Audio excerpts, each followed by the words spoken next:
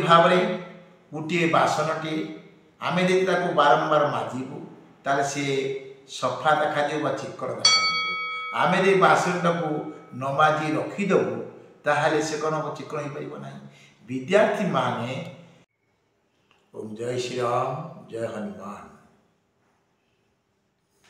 आजिकल युवपीढ़ी माने ये समाज शिक्षा प्रति सब अवहेला कर चलती। गुरुजी जहाँ कहे शिक्षक कह गोटे शिष्य कर गोटे केमिति भाव कर जहाँ पढ़ेबे गुरुजी अध्यापक अध्यापिका तांको कथा को मन प्राण दे शुणिबे नोट करिवे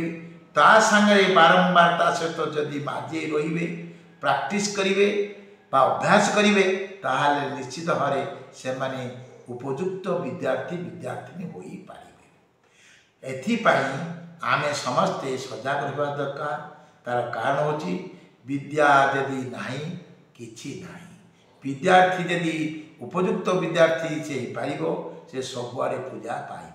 से विद्वान को निकट नम्र भाव प्रथम है नम्र भाव गुरुजी बा गुरुमा बापा माँ घर अच्छे मोर बड़ देवता देवी होती बापा माँ जो कि वेदे कहुई पितृदेव भव मातृदेव भव आ गुरुदेव को निया आचार्य देव भव। जो मैंने तुम अव्याहत अतिथि आसवे से कहुई अतिथि देव भव। ये चारोटी को वेदरे पराकाष्ठा दिखाई जो कि गोटे सच्चा विद्वान बा विद्यार्थी होगा गले ताले प्रथमे तार थिबा घरे बापा माँ प्रति तार प्रणाम करवा आ बापा माँ कथा को मानिबा बापा माँ को आशीर्वाद और लिप्सी रहिबा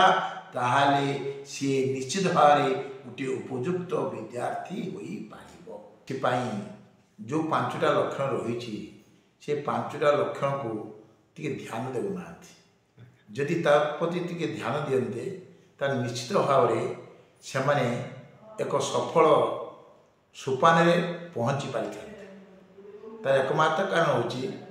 जे कथा कि चाणक्य कहते सुंदर भाव जे विद्यार्थी जो पांचटा लक्षण काकस्नान बकध्यान स्वान निद्रा तथैव च अल्पहारी गृहत्यागी विद्यार्थी पंचलक्षण। तेने विद्यार्थी हवा को हेले आमे जाइचु धर बाहर पाठ पढ़ुछु दूर दूरांतर पाठ पढ़िया से स्थान जाकि आम रहीचु छात्रनिवास छात्रनिवास रहीचु एवं सेठाकर जलवायु सहित आम उत्तपुत भाव जड़ित रही न था जो कि आम सावधानता सहकारे जे भाई काक तार डेणारे पानी छिंची कि स्नान करे आम टे मापी जुपी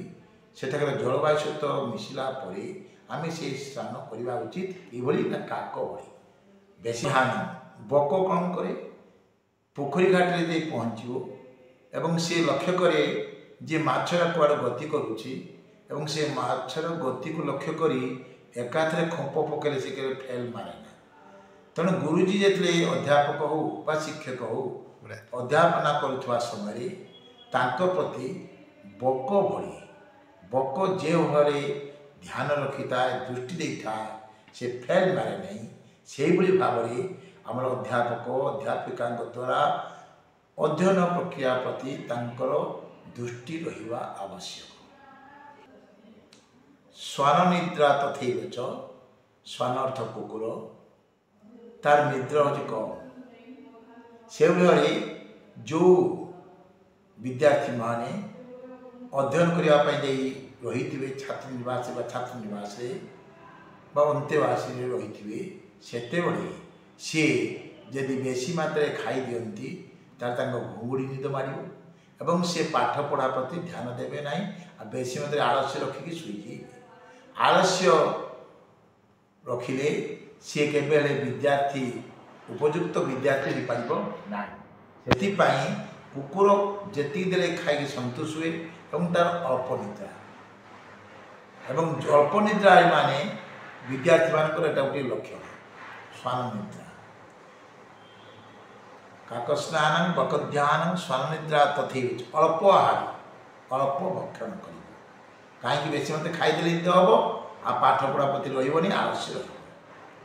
ଗୃହତ୍ୟାଗୀ, ଗୃହତ୍ୟାଗୀ ଅର୍ଥାତ୍ ଯେଉଁ ପିଲାମାନେ ଘର ତ୍ୟାଗ କରି ଯେ ଛାତ୍ରନିବାସ ରହିଥିବେ ସେମାନେ ତାଙ୍କର ପାଠପଢ଼ା ପ୍ରତି ଯେତିକି ମାତ୍ରା ଧ୍ୟାନ, ଜଣେ ପଢ଼ୁଛି ଆଉ ଜଣେ ପଢ଼ିବ, ତାର ସେଥିପାଇଁ ଦୃଷ୍ଟି ସେଥିପାଇଁ କୁହାଯାଇଛି ଗୃହତ୍ୟାଗୀ। ଯେଉଁମାନେ ଗରିବ ପିଲା ଅଛନ୍ତି, ଦରିଦ୍ର ପିଲା ଅଛନ୍ତି, ସେମାନେ ପାଠ ପଢ଼ିବା ପାଇଁ ଛାତ୍ରନିବାସ ରହିବା ପାଇଁ ଅର୍ଥର ଅଭାବ ରହିଛି, ଘର ପାଖରେ ରହିଲେ ତାଙ୍କର ବାପା ମାଙ୍କ ସହିତ ନ ରହି ଟିକେ ଡିଷ୍ଟାନ୍ସ ମେଣ୍ଟେନ୍ କରିକି ରହିକି ପାଠ ପଢ଼ିଲେ ତାହେଲେ ସେମାନେ ମଧ୍ୟ କ'ଣ କରିବେ, ପାଠ ପଢ଼ା ପ୍ରତି ତାଙ୍କର ଧ୍ୟାନ ରହିବ। ଏହିପରି ଭାବରେ ବିଦ୍ୟାର୍ଥୀମାନେ ଯଦି ଏଥିପ୍ରତି ତାଙ୍କର ଧ୍ୟାନ ଦେବେ ତାହେଲେ ନିଶ୍ଚିତ ଭାବରେ ସେମାନେ ଗୋଟିଏ ଗୋଟିଏ ସଚ୍ଚା ବିଦ୍ୟାର୍ଥୀ ବା ବିଦ୍ୟାର୍ଥିନୀ ହୋଇପାରିବେ।